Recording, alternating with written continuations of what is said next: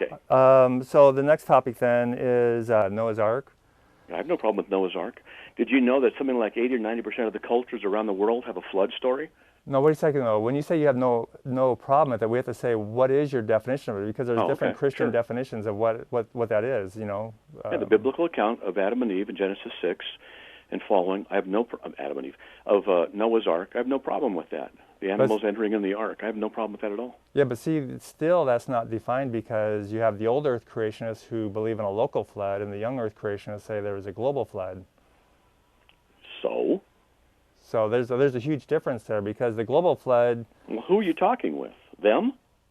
Well, that's what I'm trying to say. That you're not clearly defining it yet. So which one are you? You believe there's a worldwide flood or a local flood? I suspect that there was a worldwide flood. Well, off the top of my mind, I mean, I mean, I've heard you talk in debates before about the Transcendental argument. Yeah. transcendental God, a God that transcends Space and time. space and time, and is there a way to test that? And I think this is like one of those claims about God where if there was a worldwide flood, it would leave a mark. And it seems to me. You mean like sedimentary layers everywhere? Yes, yes. Yeah. Oh, which is what we find? Okay. No, we don't find. Yes, we do. We don't see Every the fossil continent, record. You find sedimentary layers with marine fossils all over the world, even on mountaintops. And why do they say? Why do modern geologists say that there's fossils on top of mountains, marine fossils? Because the mountains are underwater? Yes, and they moved up by tectonic plate action. Yeah, no problem. See? I'm And, glad you believe the biblical model. That's good. and what kind of fossils are they? Are they whale fossils up there? Are they shark fossils? They're usually small invertebrate to small shelled. They're things that are appropriate for being what according millions of years old. In other words, there are not shark fossils up there. There are not whale fossils. There are not any kind of. They're all things that would be consistent with a very old Earth, and there was tectonic plate action moving it up there. Or let's just take a whale body. And during the flood, let's say a whale body, a whale dies, and the bacteria in it cause it to bloat. So the sharks out there are going to eat it, right? Okay. So you'd have a dissemination of the carcass around an area. So how many of those would you expect to be fossilized? I mean, that's a subjective question. Not too many. However, if you would expect or see that small invertebrates and shell-based creatures, which are all over and hard-shelled the whole bit, then they're going to fall down through, not through predation. They're not going to be absorbed in predation or scavenging. They're just going to fall down to the bottom, and that's what you'd expect in a flood, wouldn't you?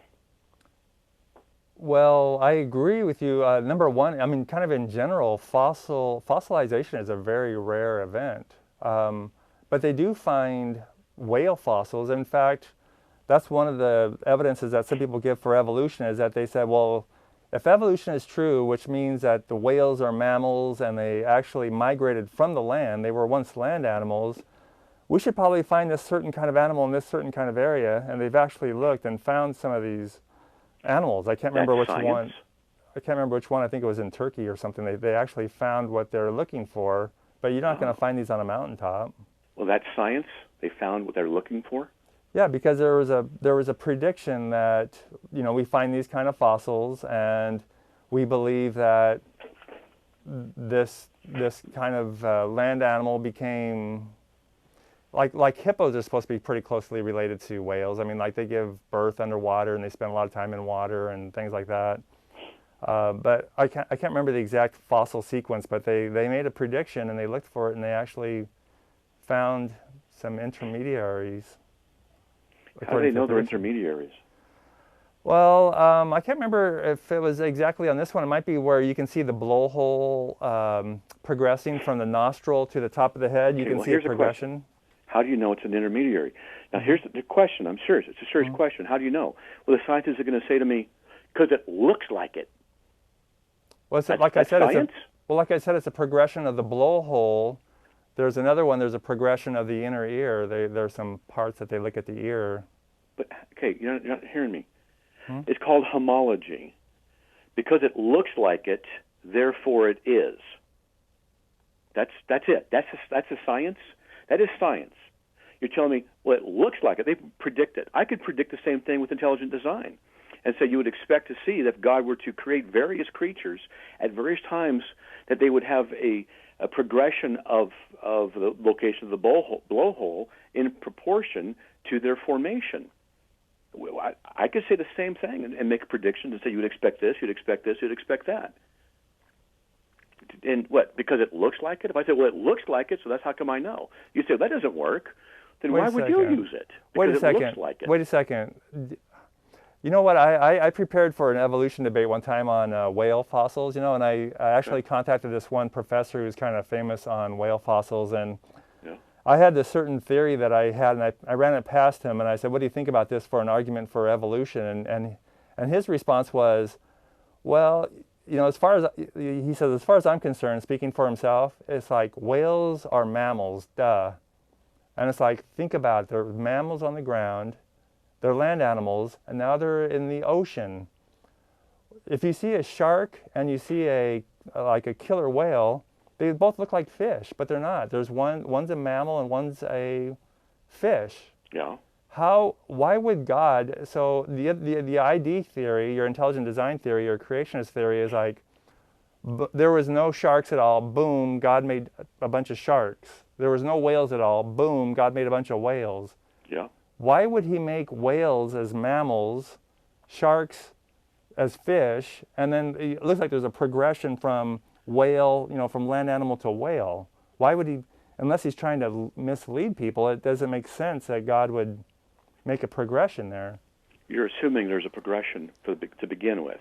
And you're basing it off what's called homology. Well, it simply looks like it. That's not scientific to say it looks like it, and that's how come we know.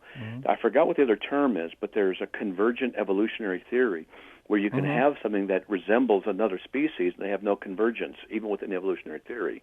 Right. And if you didn't know, you'd say, well, they're similar because they look like it. And if you studied Eohippus, you'll know that the fossilized record has been altered a little bit, and they're out of sequence. And yet, from small to big, which is they look like it, and that's how they're presented in books, but there's a fossilized, there's a problem in the dating and the arrangement of the fossil because in some sedimentary areas, some strata, they don't fit the normal pattern. But that's not brought up. It's not brought up? No. There's all kinds of problems. Look, for example, have you ever studied the woodpecker? Seriously, the woodpecker. You ever studied the woodpecker? No. Did you know its tongue goes out of its mouth, down through its jaw, down by its neck, next to its vertebra, down behind its skull? There's a groove in the skull between the skull and the scalp. It goes up the scalp, down the forehead, down between the eyes, down through a nostril and out the mouth. Not to mention the musculature that has to work in the neck, and there's a certain arc problem. But how do you think something like that evolves? Do you think it helps survivability when a tongue is stuck in the back of your neck? Well, it helps survivability if they can get the, what are they doing, pecking on wood to get some That's insects? What they do, and the only way that can work is if the whole thing works together. See, that's best understood in intelligent design. It's design because you can't have, I could see, mom and dad woodpecker, hey, look, Junior here's got his tongue stuck in the back of his head. Well, don't worry about it, Martha. It'll be fine. Just give him a couple million years. Well, the other thing about the whales is, as far as being mammals, since the year 2000, they've started getting all this genome sequencing, and they've been doing all these comparisons, and so there's a lot of interesting code. You can look at the actual code and see things too. Cladistics, yes. But I guess I think I'm just kind of struck too by that comment about they're mammals. Duh, it's they're mammals. So what? Why wouldn't God create mammals in the ocean? Do you know what the percentage is of species that are now extinct on the Earth? Yeah. There's like 99% are extinct. Yeah, I thought it was 98, but yeah, okay, 98, 99% are extinct. Well, if God created them, I don't know if you've ever studied. Seriously, I don't know if you've ever studied the problem of, we're not talking about abiogenesis, but it relates. the problem of abiogenesis and the genes, the nucleotide bond pair sequence that must be in place, and permutability and the mathematical probability about all this stuff, which is really interesting. It really is a problem for abiogenesis. It's impossible. It can't happen by chance. It's impossible. There's also this thing that when on that right there, I think it's impossible to calculate the odds of it. No, it's not. I think it is. No, it's not. I can give you a simple example. I can give you an example and show you how it works. Okay. Well, then I'll give you an example. Okay, you know what DNA is, deoxyribonucleic acid, right? Right. And it has nucleotide bond pairs. You know what those are, right? A, T, C, and G you're talking about? Yeah, adenine, guanine, thymine, cytosine. Mm-hmm. Okay, AT and GC. Mm-hmm. So you have AT and TA and GC and CG. That's all you've got is 4 different options. So when you have, it's called permutation. If you have 2 things, it's called factoring. How many different ways can they be arranged? 2 times 1. You have 3 things, it's 3 times 2 times 1. 4 things, it's 4 times 3 times 2 times 1. Well, when you have this, when you have the first rung, the nucleotide bond pair has 1 of 4 possibilities. The next one has 1 in 4. The next one has 1 in 4. The next one has 1 in 4. Mm-hmm. So you go 1 quarter, or 0.25, times 0.25 times 0.25 times 0.25, and you go on. Now, the virus, I'm skipping some stuff, but the virus is the simplest life form. Some debate if it's alive, but whatever. 200,000 nucleotide bond pairs in the base genetic sequence. The base. It's not exact right numbers, but this is just for illustration purposes. So it's 0.25 times 200,000. Well, you're making a very simple mistake, I can tell you. What's the mistake? You have this major assumption that's totally wrong, is that there's a certain target you're trying to hit. There is no target code. Ah, but here's the thing. In order for the code to work, there has to be a reader. Just because there's a random formation of nucleotide bond pairs doesn't mean it's information. Life is information. And there has to be a reader. If I send you a letter with the word CAT, cat, the only way that you would get that is if you were to read it and understand it. That's how information is. But the physical formation of CAT is not itself not information unless there's a sender and a receiver. But what does that have to do with the numbers? Information. See what information, the DNA molecule has to have a receiver, has to have something that is acted upon by it to perform something. Right. You can't have any which way. Well, okay, there's a ribosome that takes 3 letters and it converts that to an amino acid. Where did it get the information to do that? The instruction to do that? Okay, that's a different question, but I'm just talking about your mathematics. Part of the process. I'm just talking about your mathematics, though. Well, the mathematics is that this is the sequence of any particular virus of, say, 200,000 nucleotide bond pairs. Yeah, but let me tell you something, though, too, about every 3 letters will give you an amino acid, and every amino acid has more than one code. So, for example, there's some where, I can't remember the exacts, but you can have like ATT or ATG, and it doesn't matter. It's the same exact amino acid. So there's no exact code you have to hit as a target. I didn't say there was. Yeah, you did, because you said no. You made it sound like the first letter has to be A, T, C, or G, and you have a 25% chance on the first one. No, I said you have 1 in 4 chance of any particular one being there. That's all. That's all it is. When you have a sequence of 200,000, there's a certain mathematical relationship. In this case, it'd be 0.25 to 200,000 power.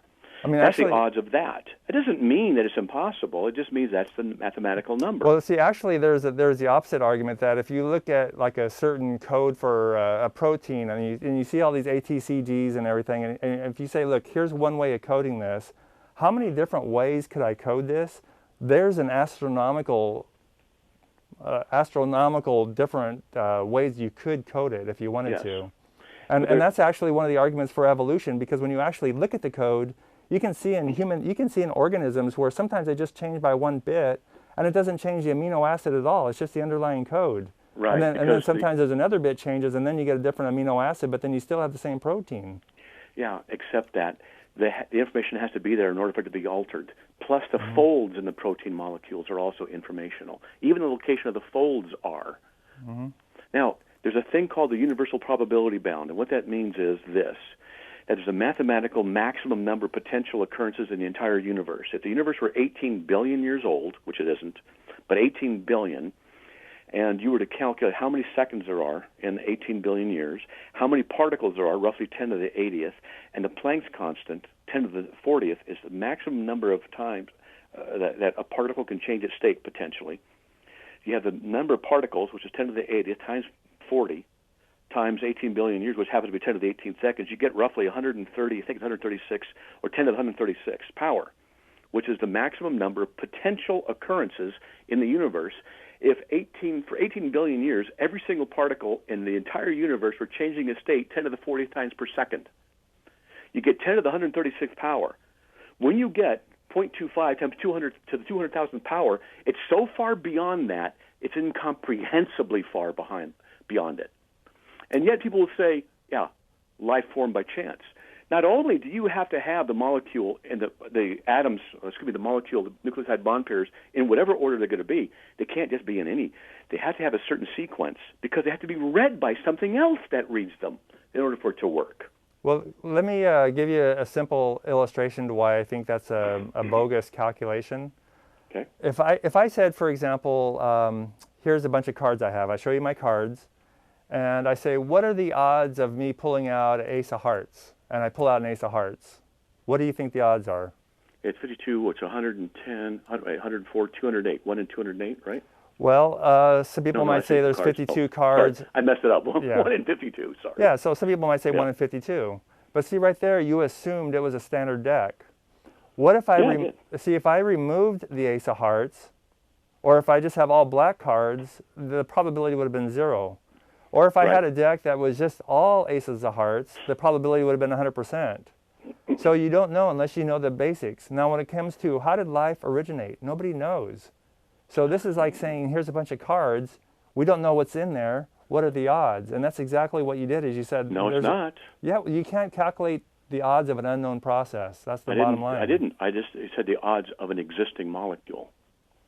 That's assuming that you know how it came to form. I did not. I said that's the odds of an existing molecule. Based on what? Based on math. If there's 200,000 parts and there's 1 in 4 potential for each part, well, then it's 1 in 4 times to the 200,000th power. That's just mathematics. That's just mathematics as far as the number of calculations, or the permutability. The number of possible combinations different codes of all the things, but they had to be in a certain sequence in order for life to occur, because it has to be in harmony with the reader. But the sequence doesn't have to be exact, though. That's one thing I was trying to tell you also. I know it doesn't have to be exact. Because it has to be sufficient. For example, every amino acid has, some of them have like 4 or 5 or 6 different alternate codes. So you can change one of those nucleotides and it has absolutely there's no such thing as like a perfect code for a certain amino acid. Right, because there's enough redundancy in them, even in the folds, that it takes care of that. Have you ever read the article or read it's called the Mathematical Challenges to the Neo-Darwinian Theory of Evolution? Well, I would check it out if I were you. I actually talked to William Dempsey about this in person because he was at this conference one time, and I basically told him my card example, and I don't think he really had a response for it. Well, I've had lunch with William Dembski. I've talked to him on the phone before, and the guy has, I don't know what his degree is in mathematics, but it's upper level.